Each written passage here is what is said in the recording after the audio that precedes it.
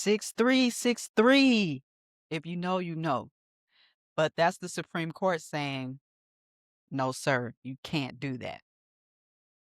And his response was, hold my beer. If emergency powers can be stretched just to justify sweeping economic control, then we're not debating policy anymore. We're redefining executive power in real time. This is what escalation looks like. This is what happens when the constitutional rebuke becomes a political challenge. And the question isn't whether this is bold. The question is, who blinks first? Well, that's what we're going to find out. But before we do, if you end up liking this video and want to support the channel, put me in your algorithm by smashing that like button, hitting that subscribe, and sharing with your tribe. Now, let's dive in. So, the 6-3 ruling that just happened on Friday, the case centers on the International Emergency Economic Powers Act, which is the IEEPA. IEEPA was designed in 1977 for a real crisis. Foreign advisories, national security threats, asset freezes, and sanctions. It was not written as a blank check for broad trade wars. In a 6-3 decision, the Supreme Court of the United States signaled the stretching of IEEPA to impose sweeping tariffs without clear congressional authorization crosses a constitutional line. Translation: articles I give Congress the power to regulate trade and impose tariffs, not the president. And this wasn't a narrow split. 6 justices said the executive branch doesn't get to rewrite trade law under the banners of emergencies, and that's a big deal.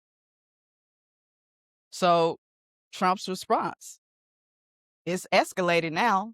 Most politicians, they will recalibrate, pull back. But you know Trump doesn't do that. He's like, I'll see your 10% and raise you 15%. So now you know, now we're about to pay more. He has signaled that tariffs remain central to his economic strategy with or without IEEPA. Why?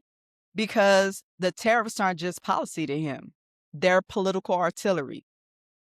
During his first term, over $380 billion worth of goods were hit with tariffs.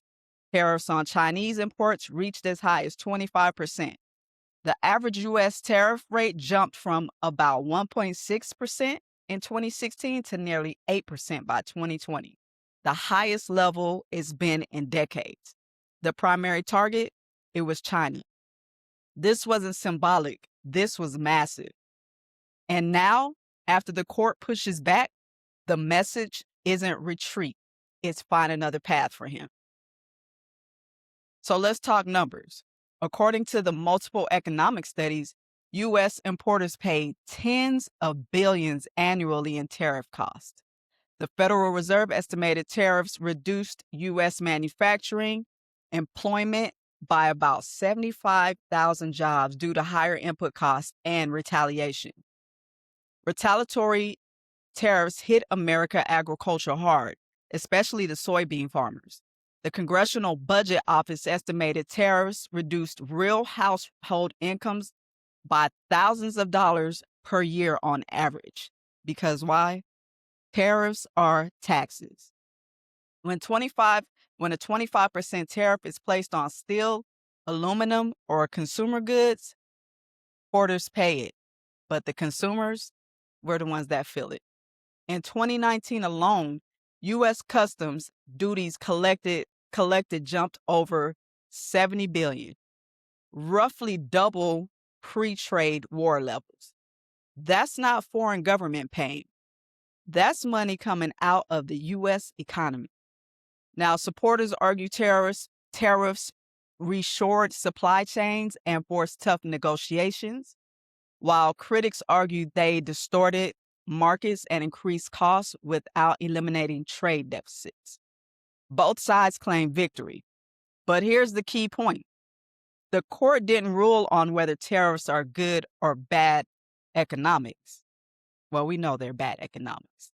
They ruled whether the president can impose them unilaterally under emergency law, and that's a constitutional earthquake.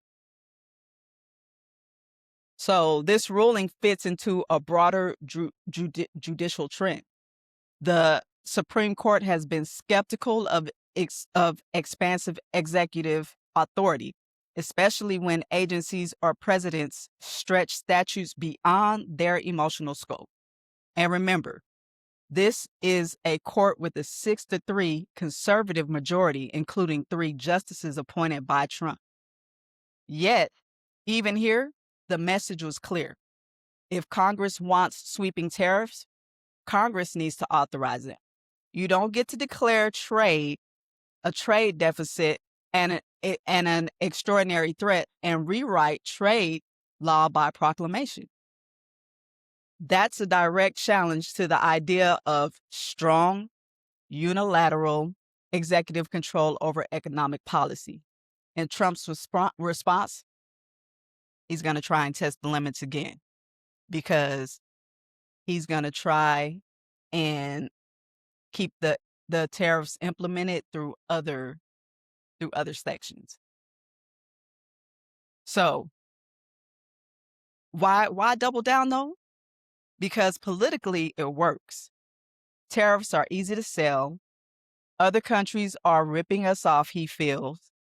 He feels like we're bringing back jobs, but like I said, they haven't brought back any jobs. Matter of fact, our unemployment rates are the highest they've been in decades. And he feels like he's standing up for American workers. It's simple. Aggressive, it's populist, and he feels like doubling down makes him look strong.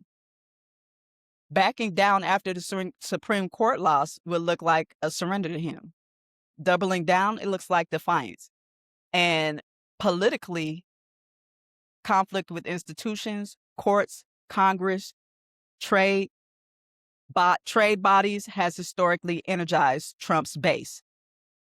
If it reinforces the outsider narrative. So what comes next? Well, the fight isn't over.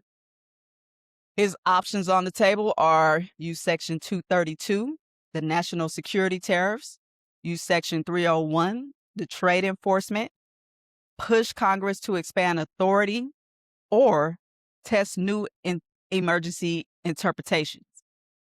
Each move risks more lawsuits, more market volatility, more global retaliation. But here's the bigger picture. This just isn't about tariffs. It's about whether emergency becomes a permanent governing tool. And the Supreme Court has pretty much just said, not without limits. So here's the real question. Do you want a president who can impose sweeping economic penalties by declaring an emergency? Or do you want a Congress to hold the tariff power the Constitution gave it? For me, I want the Congress to be able to do what they're supposed to do. Keep all the powers equal. Trump, you are not a king, right? Now, the court drew a line. Trump looks ready to step over it, or shall we say he has stepped over it. And the battle over who controls America's economic engine is just getting started. Thank you all for tuning in today. I hope you guys liked the content. If you did, you know what to do. Put me in that algorithm by liking, sharing, and subscribing. And drop down in the comments and let me know what you thought. Thank you.